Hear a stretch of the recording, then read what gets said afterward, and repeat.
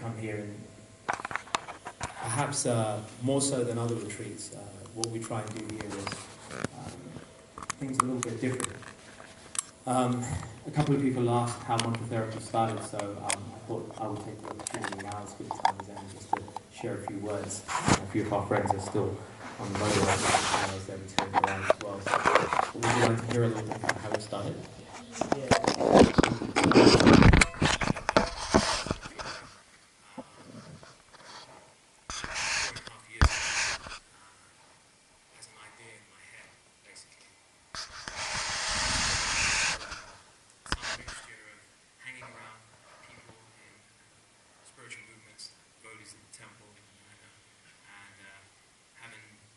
Exposure to different kinds of music, especially the sort of stuff that I'm into, kind of jazz and stuff.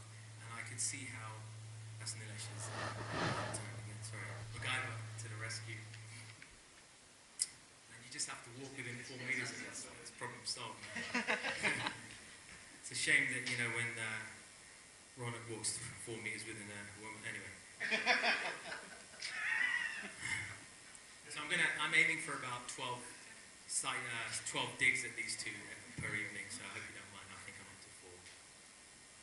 Thanks, man. So, the idea started 4.5, 5 years ago. That's good. Thanks, buddy. I'll keep it away. Thanks. To create something for the general population.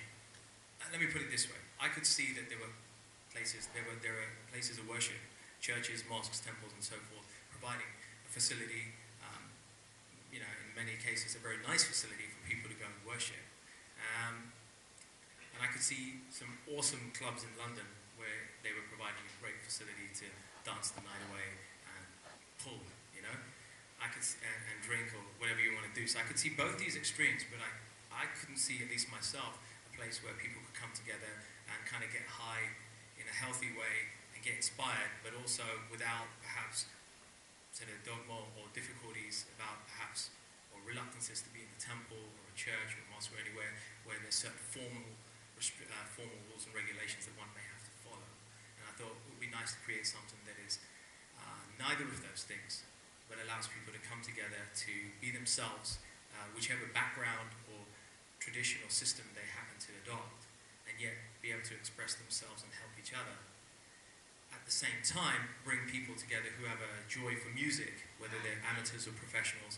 It really didn't matter that people could just come together and just share their desire to play and perform or sing or speak poetry. Didn't matter if they're experts or they're just beginners. It's a forum to express. And that's how I came up with this idea, and I thought, let's give it a kind of catchy name. And I came up with this idea of mantra therapy. Let's call it mantra therapy because we use mantras. Are super therapeutic when they're used in the right spirit, and I think that they're even more super than they just use it to simulate. I think it's very therapeutic. And that gradually took place at my house in Harrow, in London, with a few other people, 10 or 20 people, and that was an experiment. And what started as an experiment, a mixture of temple, Kirtan, Eastern music, Davis. I think roughly on a monthly basis we started doing it, and the principle is simple. We keep it free as far as we can. Wherever possible, in order to do that, we try and keep it at people's houses. By the way, it's a good time to keep it at we try to keep it free by holding at different people's houses. We wanted to keep it in the evening so that it has this nice relaxing vibe when people haven't got 100 things on their head to do, and the next thing they have to do is nothing other than drive home and go to bed. And it's a really nice relaxing time where people can come together. It's a relaxing environment. And by having people having it in their homes, and I know some of you have been very kind enough to host it, it allows you to open up your heart and share your house to strangers. And therefore I think we grow as people because we're taking a leap of faith to let strangers into our house. Yet we're welcoming them with love, and we're inviting them to take part in something that's beneficial both for them and for the people around them. Hopefully for the people who haven't even been, they'll take that message away. And that positivity, you guys know, positivity rubs off as much as negativity. When you're in a foul mood, people around you probably get wound up or they don't want to hang around you. And yet when you're in a happy mood and you're generally lively, most people will actually want to hang around you. They'll actually think, yeah, this guy's, this guy gets me kind of chilled out. And that's what we try and create. We want to enhance those positive vibes, but also, enhance people's spirit. So that's how mindful therapy started. We kind of try to grow it on a monthly basis. It has a simple set of principles. I don't call them rules, I just call them principles. They're guidelines. We don't judge people for what their background or belief system is. We try and accept people and embrace and help them in their journey. My motto is each one teach one, and caring and sharing. We try and help each other grow and improve and become a better version of ourselves. And whatever we're doing, we should try and help each other do that without judgment. And people should be free. People should be, should feel free to express themselves and take part without any force or coercion. And by that, I thought it would be a nice way for people to grow and do something good in the world. Hopefully, become less self-led, more selfless, and less selfish. And share something. And I'm so proud because so many of you here, like Nilesh, Imani, Arti, all of you guys are already helping. This whole setup tonight is living proof that people come in and mug in and help. It's this teamwork I think that makes the whole thing worthwhile, makes it work. We all contribute musically, or putting candles, and people put their talents to use. And I'm very pleased to say that people sometimes put talents to use that they didn't even know they had. That's the beauty of this. In these 4.5 years, I've seen people develop skills that they didn't even know. Like seriously, like they didn't even know they could do something, and they discovered that they could do something. And I think that's beautiful to be able to develop a skill or find confidence in yourself that you didn't even know existed, just by hanging around with people who don't judge you, who don't give you a hard time, who don't hit on you. Okay, occasionally they can hit on you, and who don't, who don't judge you for who you are now, but they just try and help you. So and that's what we've tried to do. And from that, of course, we had the desire to do some retreats. The idea came to my head that I thought we've got all these nice people hanging out. What if we try a weekend of doing this? So I asked a few people, some of you are in the room. I said, what do you think could you tolerate a weekend without killing each other for And they said, yeah, sure, okay, let's try it. So that's what happened. We tried it out, and Glastonbury was our weapon of choice. We found a retreat center, and we just, hey guys, Radhika and Fatima. Hey guys, welcome. So that's how we started, basically. Thanks, Nilesh. I booked a place, took a risk, put some money down, and created a weekend where we could have a mixture of activities. And that's how the first retreat happened in Glastonbury. It was actually kind of good, so we ran a second retreat, mustered around and try and find enough people to cover the cost of the retreat. And that went well, so in the second year, we went a little further afield and went out to Tuscany, to a beautiful ashram temple complex out there, retreat center. And that was pretty awesome. And then we ran another one. Arti was there at the second one. That was pretty awesome. About 30, 40 people. And then 2 years ago, we went for the first time to Guadalajara in Spain. We went to a retreat center there. That was pretty awesome in the mountains, called New Rajamandala. Gorgeous place, real simple. And then just last year, we went to Tuscany crew in the house, man. Yeah. So we had a good time in Tuscany, and it was this Tuscany retreat, the most recent one, that G'd me up, because there was so much love in this group, in the Tuscany group. There was love in all our groups, but especially more so, I think, as the years have gone on. This particular Tuscany group had so much love, and I thought, wow, these people, like, even the guys were getting in on the love thing. I mean, you know it's good when the guys are getting soppy, right? It's like, that's a good thing. When the guys are sending lovey things on the group WhatsApp, something's good. And guys are like, we're useless at the best of times at replying to things, and yet here are these guys replying more or less every day to messages, and I think, wow, guys are doing that. I mean, that's amazing. They're probably getting a hard time from their partner saying, you don't even send me a text once a day, replying to this WhatsApp group. Jokes aside, there was some love there. And Nimisha, you testify, right? There's so much love in that group. These boys right here, and these ladies right here, they made it worthwhile. And I thought, you know what, there's so much love. Do we really want to wait till another year to go on a retreat? And I thought, can't we pull something off? But I knew that we couldn't go away far away, and it's going to be tricky. And of course, that's when I got the inspiration to approach Akandali Prabhu to ask to see if on the off chance the extremely busy schedule here was, it had an opening anyway. It's usually pretty booked, and rightly so, it's an amazing somehow or other, you know, chance, say chance, yeah, I use that word very loosely, Providence and the universe, the divine arranged it, that there was an opening. It was a little bit of a strange time because it wasn't at Christmas, it was in January. He offered me a date, and said, look, this weekend. I was thinking about it, and I think I bounced it past a couple of you guys, said, do you think this would fly? And some of the Tusky crew said, yeah, we could probably do it.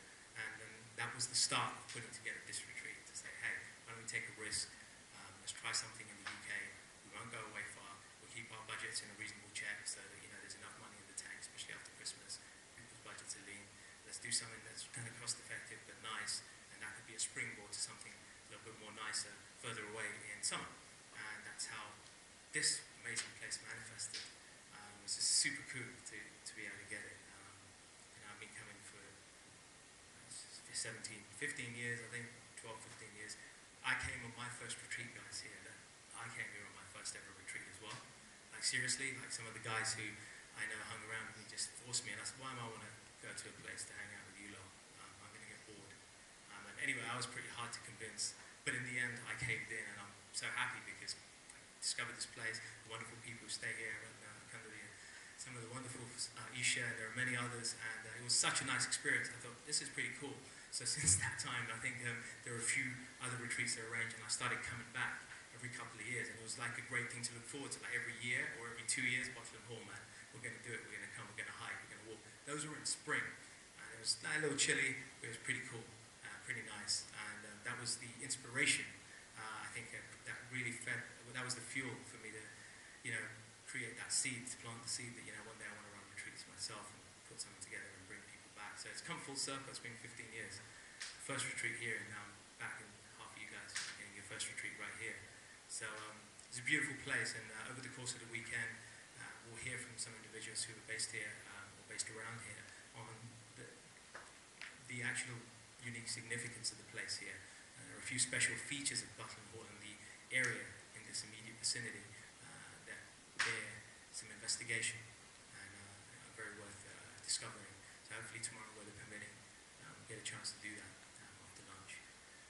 So that's how I brought this retreat around, which leads me to just a couple of basic kind of things about the retreats, our basic principles of the retreat.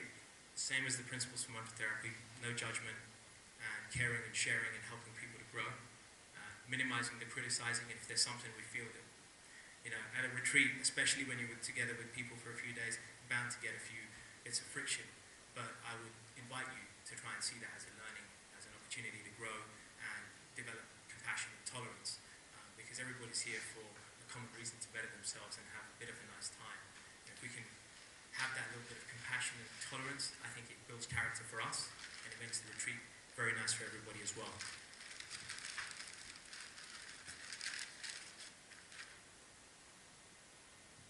So we'll try not to judge this weekend. I would request you to show some love. I put it in the third page of my slide, and I try to explain it there. If you look back, you'll see what I put. I would invite you to just show some love and understanding and respect to everybody.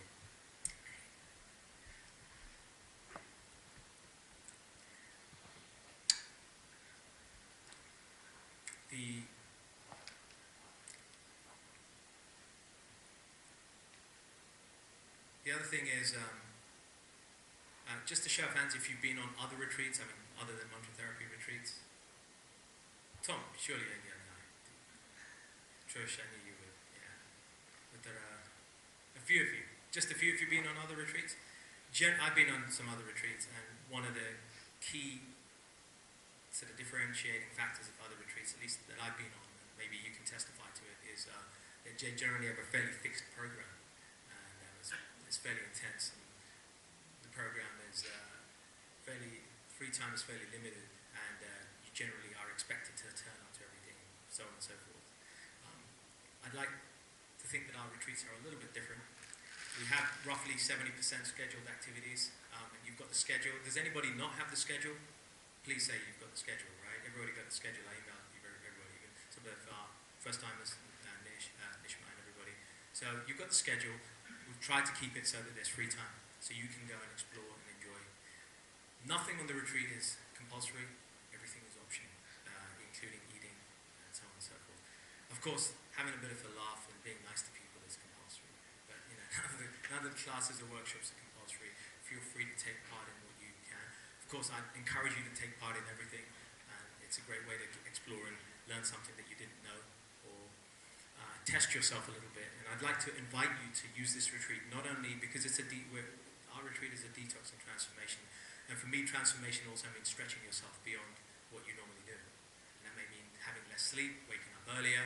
It may mean trying some physical activity that you're not used to. It might mean trying some mantras or sitting down cross-legged, you know, at 8:30 in the morning, which you might not be used to.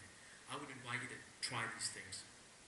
Try them gently. There's no force. But I would invite you to try them because I believe that if we can stretch ourselves a little bit, that will aid our transformation. And that's kind of one of the reasons why we're here, to detox not just physically, but our mind and spirit, and also to transform ourselves. And I don't mean transform in the kind of traditional personal development way. I mean micro-transformations, even just little things that we can do to make our lives better in some way. I think that would be a good thing for all of us. So nobody's expecting anything major, and for people like Babish to fly in the air and like levitate 7 inches of the ground, don't worry about that. We're just here to extend ourselves and improve ourselves in some way, whatever we can, and take that back and then grow. So that by the next time we come together, we can show that we've done this, we've done that, we've achieved something. And I think that's what I'd like to see for everybody, that we run another retreat, we come back and we share what we've done, so we get inspired. I know Neil is a great example because Neil's setting up a brand. It's a really noble thing that he's doing. He's setting up a brand of clothing that's going to work with people who are in very underprivileged and difficult situations around the world. That's a bold move because that's not his line of work, but he's doing it because he cares and he wants to make a difference. It's only starting recently now, right, Neil? You're finally getting it off the ground. So it would be amazing to see how that goes over the next 3-6 months when we meet again, perhaps at a retreat, or when we meet up for a meal, whatever it is, and see how that progress goes. And I think, Neil, I know that for you, if you are able to speak about it to a group of people who've heard it with compassion, you will feel more compelled to carry on, even when you feel like you might actually want to give up. Hearing and sharing that with others will keep you going. The same thing with any metaphor or example we take in our own lives. So I believe we can do that for each other, whatever background we are. Really, really, really need us to do that. So I hope we can. And same now to this little session here. Nothing is compulsory. You're invited to sing and join in if you like, or close your eyes or fall asleep as you like. There are no hard and fast rules. Generally, the way we do it is a call and repeat. So we would sing a verse, and we sing and you listen, and then you sing, we listen. It's kind of like a nice interactive thing. And we use mantras. Mantra means to free the mind, and the mantras we use are ancient Vedic Sanskrit mantras. They come from the Sanskrit, the Vedic tradition. Pretty much most of the mantras are at least 5,000-6,000 years old. Some will tell us that they're actually much, much older, and some have no origin. They're really old as time. But the mantras are there, and they have been tried and tested through eons and centuries for having power. We happen to use the word Ram or Krishna to represent the divine. Feel free to substitute or invoke the divine in the way that works for you. Krishna means the all-attractive. It's simply a name for just like Jehovah means wise, and Allah means the most merciful. So Krishna means the all-attractive. Ram means the source of all pleasure. So by reciting names in this way, we're allowing ourselves to not only tune ourselves, meaning our body, mind, and spirit, to the mantra, where we're allowing our mind to focus on the mantra, and by using that specific mantra, we're allowing ourselves to benefit from that particular energy. So if it's attractive energy, we're benefiting from becoming attractive internally. I don't mean physically attractive, I mean developing attractiveness for the divine and from our self-cleansing. Ram means the source of pleasure. By chanting Ram, Ram, Ram, develop pleasure. And I know Al-Rahal, Rahim, there are many mantras that all of you have come across and know. So I invite you to explore this tonight. It is entirely optional, but I hope you like it, because we pretty much have no kind of damn clue what we're going to perform or sing for you other than some mantras. So we're going to roll with it and then just see how it goes. We appreciate your support. That's kind of like how we roll here. It's all freestyle. We don't rehearse anything. We definitely haven't rehearsed. I haven't seen you for 2 years. So I know how this is going to work, but we're going to roll, and it's going to make it easier for us if you kind of show your love as you always do and just join it. Cool? Right, enough talking, man. So we're going to start off with some Orms. Om is a universal sound. You ain't gonna meditate, you ain't gonna levitate, nothing crazy is gonna happen, your diabetes won't go away, but you will feel very peaceful if you do it. So I would like to invite you all to try Om with your eyes closed. And there's people trying to arrive, so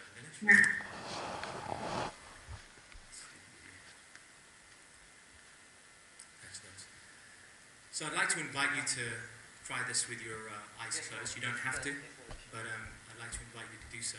And here's why. Wherever you are at work, or in your day job, or whether you're at home, closing our eyes and regulating our breathing will allow our mind to calm down. The plan here is to try and bring the mind's thoughts, which are like a highway, kind of going all like this, oscillating all the time.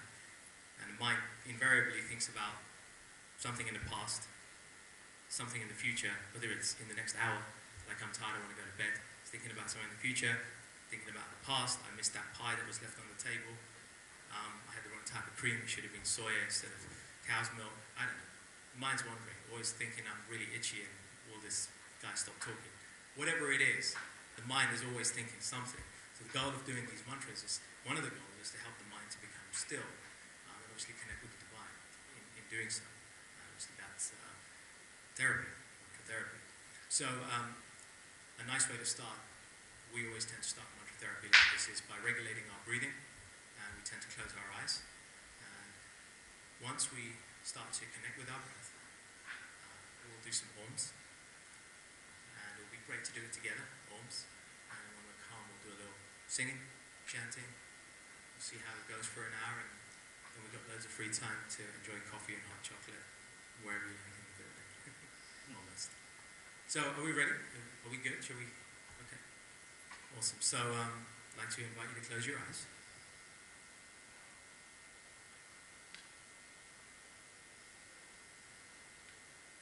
It may help, if you like, to place one hand on your heart and one hand on your belly, so that you can connect with the areas where breathing takes place. Or both hands on your heart. If you can, start to take deeper breaths. Deliberately, just a little deeper than you normally do. Through the nose, if possible, and out through the nose, if you can.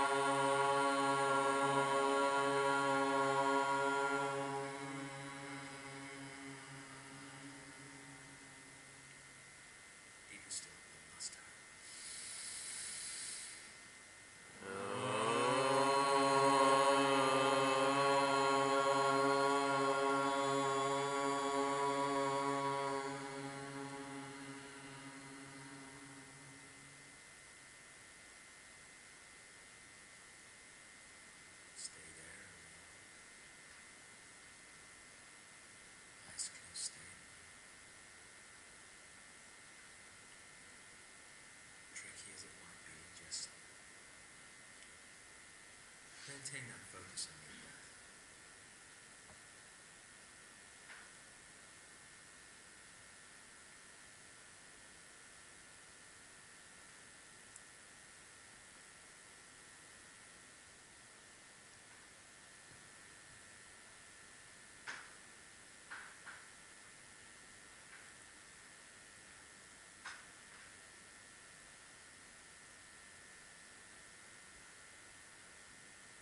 You may, with your eyes closed, just listen out for those crackles from the fireplaces. And in your mind's eye, perhaps see them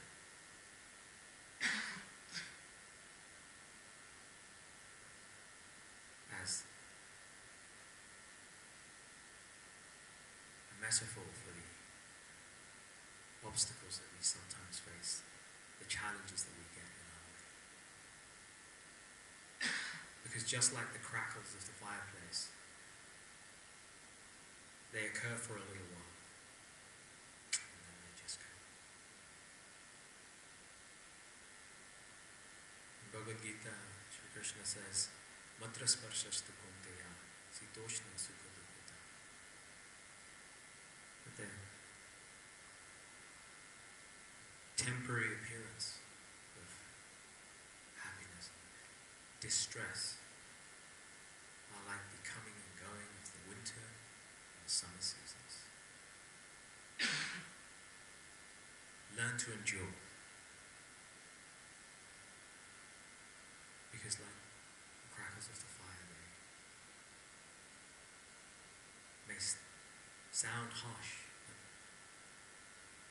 their sting will never endure. They will not. And it is really only in these moments of stillness. No amount of money, material education, amazing friends, a huge following on Twitter, none of these things really help us to perceive this kind of wisdom. This wisdom can be accessed through this stillness. And that is why it's so beautiful to close your eyes, connect with your breath, just when you think times couldn't get worse, and remind yourself, anchor in your memory, that these too shall pass. These things have a beginning. They will sting. They will rip me. They will make me suffer. They probably will scar me a bit, but they will pass. So that every time in future when you face a challenge or an obstacle at home or at work, realize that you will endure. Those things will pass, but you, the Atma, the soul, the spirit, you will endure. And you have nothing to do with these things, really. We just get attached and identify ourselves with these things and think that it's happening to us. But it ain't. It's just like us driving in a car, having a crash, and telling the other driver, angrily, you crashed into me.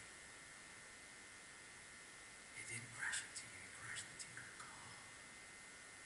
We identified ourselves so much with the car, if they crashed into us. The car won't be there tomorrow. Be here today, maybe gone tomorrow. Guess what? The clothes that we're wearing right now are here for a while. Maybe we'll be here next week, next month, next year. Who knows? Thinking even further still, the body that we have now, you know it's not going to be here in years to come. Science even says that the body, all the cells within the body regenerate over a period of 7 years. That means the body that we will have in 7 years will not even be made up of the things we have now. All these things have a beginning and an end. They're just temporary. Even our bodies. But one thing endures. Guess what that is? The soul, the atma. The spirit goes through it all. The spirit endures. Has no beginning, no end. We may not perceive it, but this weekend we may come to learn a little bit about it. The spirit perceives, and the spirit endures. And that's why moments like this, in stillness, with ourselves or with like-minded souls, give us a chance to realize that sometimes in life we've got to stop, wake up, and smell the coffee to realize that we're spending most of our damn lives polishing a cage. Like polishing a cage without looking after the bird inside. That's what we do. All our lives we're polishing a cage and forgetting about feeding the bird. What kind of madness is that? The cage being this body, by the way. So we're all concerned about everything and anything with the body. How to feed it, how to clothe it, how to dress it, how to make it look good, how to make it talk good. How it connects with other people, how it has the best romantic relationship here, the best mother, best father. I'm not saying anything that's wrong with that. We have to live in this world. But if all we're going to do is connect with the body, then aren't we forgetting about the bird inside, the spirit, the atma, the soul? What could that cost? I know the Bible says, what profiteth a man if he gains the world but suffers the loss of his eternal soul? I think there's some truth in that. We forget we are not the cage. We're the bird inside. We sometimes spend too much time feeding that cage, polishing that cage instead of feeding the bird.